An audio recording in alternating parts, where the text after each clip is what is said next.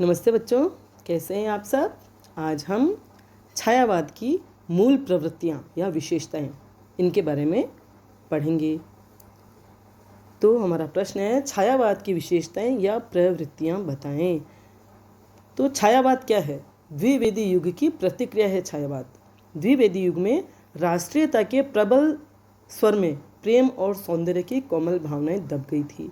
इन कोमल मनोवृत्तियों को व्यक्त करने के लिए आखिरकार कवि हृदय कुलबुला उठा और हृदय की सरस अनुभूतियों और दार्शनिक विचारों की जो मार्मिक अभिव्यक्ति हुई, उसके परिणाम स्वरूप छायावाद का जन्म हुआ।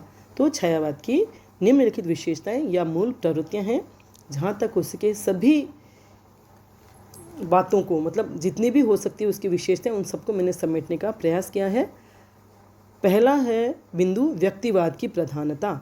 छायावादी कविता की सबसे प्रमुख प्रवृत्ति व्यक्तिवाद की प्रधानता या आत्माभिव्यक्ति है। आत्माभिव्यक्ति माने स्वयं को अभिव्यक्त करना। यह कविता मूलतः व्यक्तिवाद की कविता है। कवियों ने विषय वस्तु की खोज कहीं बाहर नहीं की, बल्कि अपने व्यक्तिगत जीवन में ही खोजी। मतलब उसे जो भी लिखना था उन्होंने अपने व्यक्तिगत जीवन को लेकर के लिखा, अपनी व्यक्तिगत अनुभूतियों को लेकर लिखा, अपने ही जीवन के प्रसंगों और घटनाओं को लेकर के लिखा। और सभी कवियों ने अपने अनुभव को मेरा अनुभव कहकर व्यक्त किया है।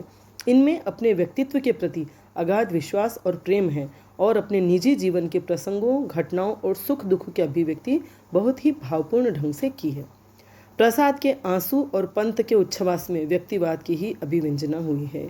देखिए प्रसाद की पंक्तियाँ, जो घनीभूत पीड़ा थी मस्तक में स्मृति सी छाई, दुर्दिन में आंसू बनकर वह आज बरसने आई।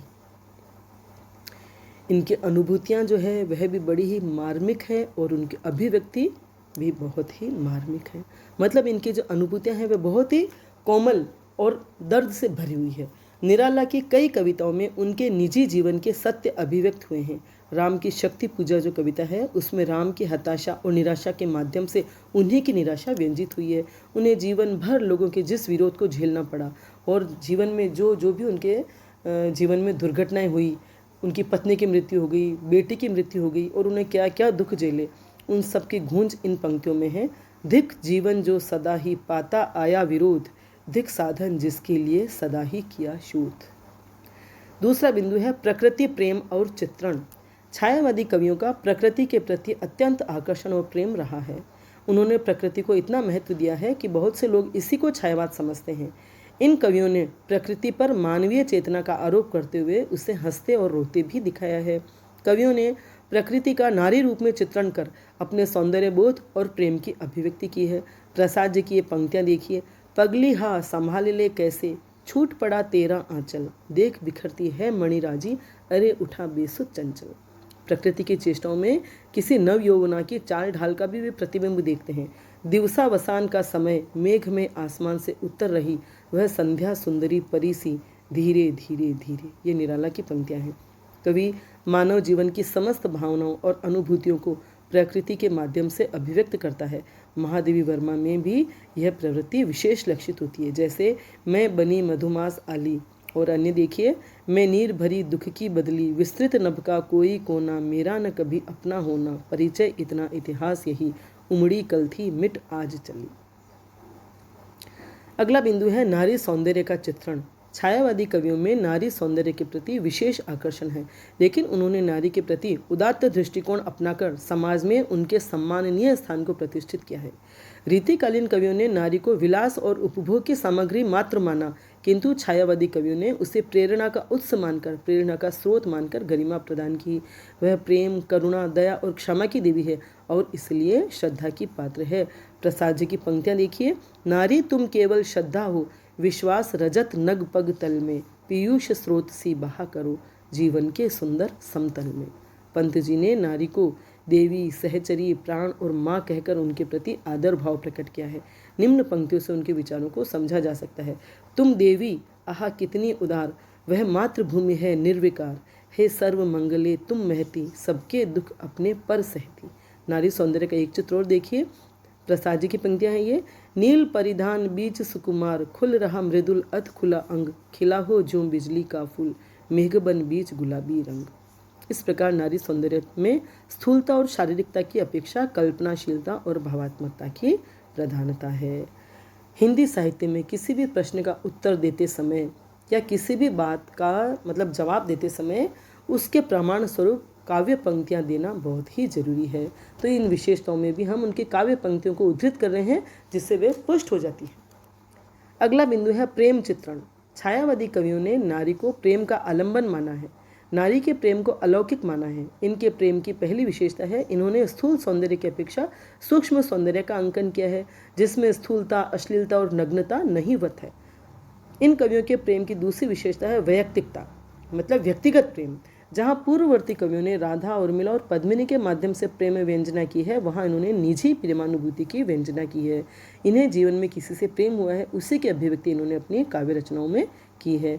तीसरी विशेषता है सूक्ष्मता। इन्होंने स्थूल नहीं सूक्ष्म भावदशाओं का चित्रण किया है।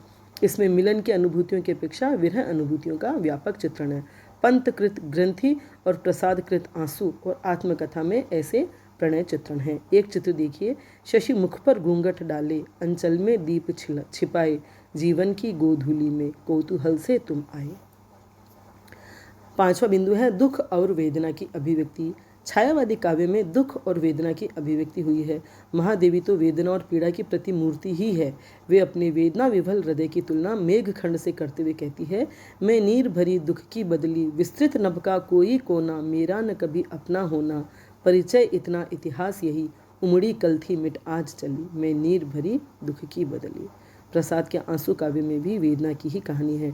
उन्होंने अपनी पीड़ा को ही काव्य रूप में अभिव्यक्त किया है। जो घनीभूत पीड़ा थी मस्तक में स्मृति सी छाई, दुर्दिन में आंसू बनकर वह आज बरसने आई। ये और देखिए, इस करुणा कलित हृदय में अब विकल रागिनी बजती, क्यों हाहाकार स्वरों में वेदना असीम गरजती। पंत जी ने परिवर्तन कविता में यह स्वीकार किया है कि संसार में दुख की अधिकता है और शांति जीवन पर्यंत प्राप्त नहीं हो सकती।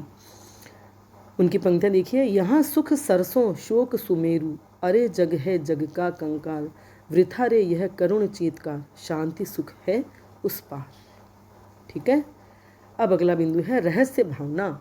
छायावादी काव्य में रहस्यवाद की प्रवृत्ति भी प्रमुख रूप से मिलती है। निराला तत्व ज्ञान के कारण तो पंत प्राकृतिक सौंदर्य से रहस्योन्मुख हुए। प्रेम और वेदना ने महादेवी को रहस्योन्मुख किया तो प्रसाद ने उस परम सत्ता को अपने बाहर देखा। रहस्यवाद से तात्पर्य है प्रकृति में परम सत्ता की अनुभूति करना, प्रकृति में ईश्वर को देखना, अलौकिक सत्ता को देखना। आचार्य रामचंद्र शुक्ल ने इसी कारण छायावाद का अर्थ रहस्यवाद भी माना है। सुधी आलोचक रहस्यवाद को छायावाद का प्राण मानते हैं। इन कवियों की रहस्य अनुभूतियों के उदाहरण देखिए। हे अनंत रमणीय कौन तुम, यह मैं कैसे कह सकता, कैसे हो क्या हो इसका तो भार विचार नहीं सह सकता। ये प्रसाद की पंक्तियां हैं। आध्यात्मिक प्रेम भावना या अलौकिक प्रेम भावना का स्वरूप अधिकांश महादेवी जी की कविता में मिलता है। रहस्यवाद के अंतर्गत प्रेम के कई स्तर होते हैं। प्रथम स्तर अलौकिक सत्ता के प्रति आकर्षण, दूसरा अलौकिक सत्ता के प्रति दृढ़ अनुराग, तीसरा विरह अनुभूति और चौथा मिलन का मधुर आनंद। महादेवी और निराला में आध्यात्मिक प्रेम का मार्मिक अंकन मिलता है। पंत जी के मौन निमंत्रण कविता में इसकी बहुत सुंदर अभिव्यक्ति हुई है। न जाने कौन आए द्युतिमान, जान मुझको अबोध अज्ञान, सुझाते हो तुम पथ अनजान, फूंक देते छिद्रों में गान।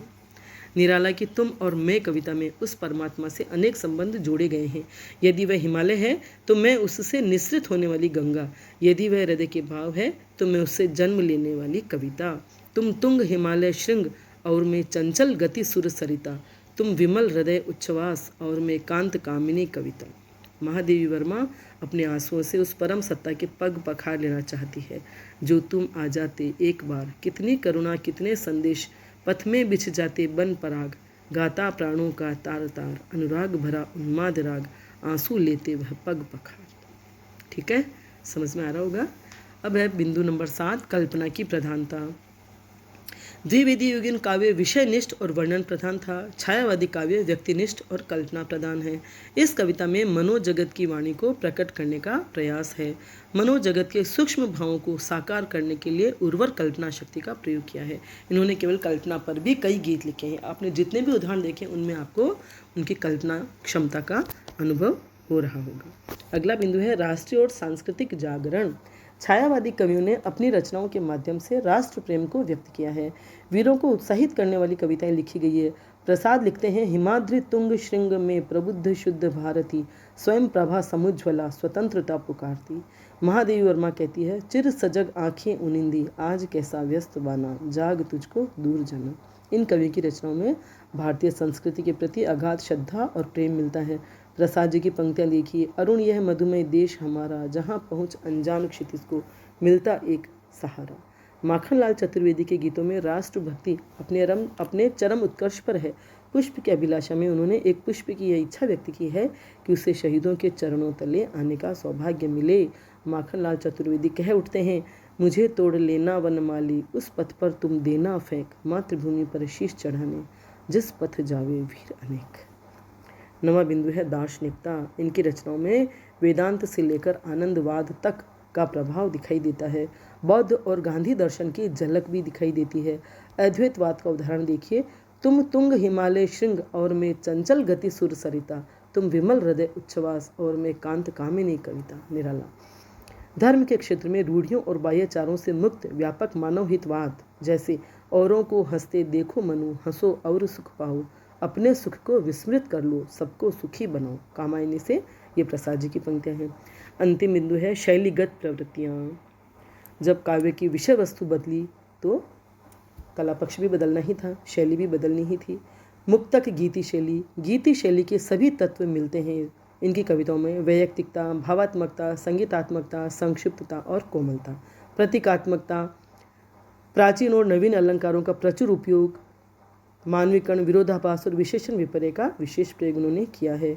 कोमल कांत, संस्कृतमय पदावली। प्रसाद की कुछ रचनाओं के उदाहरण देखिए। प्रतीकों के द्वारा अपनी अभिव्यक्ति की मार्मिकता में उन्होंने वृद्धि की है। मूर्त को अमूर्त और अमूर्त को मूर्त रूप में चित्रित करने के लिए अनेक प्रयोग हैं। मूर्त के लिए अमूर्त उपमान, बिखरी अलकें जो तर्क जाल, अलके मने केश, बिखरे हुए केशों के लिए जैसे तर्क जाल। कामायनी से ली गई पंक्ति। अमूर्त के लिए मूर्त उपमान, अमूर्त के लिए, अमूर्त मतलब जो नहीं दिखाई देता या जिसका हम रूप नहीं बता सकते, उसके लिए रूप वाला उपमान। कीर्ति किरण सी नाच रही है। कीर्ति एक भावना है, अमूर्त भावना, वह कैसे नाच रही है, किरण के समान नाच रही है। तो यहाँ अमूर्त के लिए मूर्त उपमान है और मूर्त बिखरी अलकें, बिखरे हुए केशों के लिए अमूर्त उपमान ज्यों तर्क जाल। विशेषण विपर्य का प्रयोग, तुम्हारी आंखों का बचपन खेलता जग का अल्हड़ खेल। विरोधाभास अलंकार, शीतल ज्वाला जलती है। विरोधाभास, शीतल ठंडी भी है और ज्वाला भी है, जलती है, शीतल ज्वाला जलती है आंसू से। रूपकातिशयोक्ति अलंकार, बांधा था विधु को किसने इन काली जंजीरों से। कोमल कांत पदावली देखिए।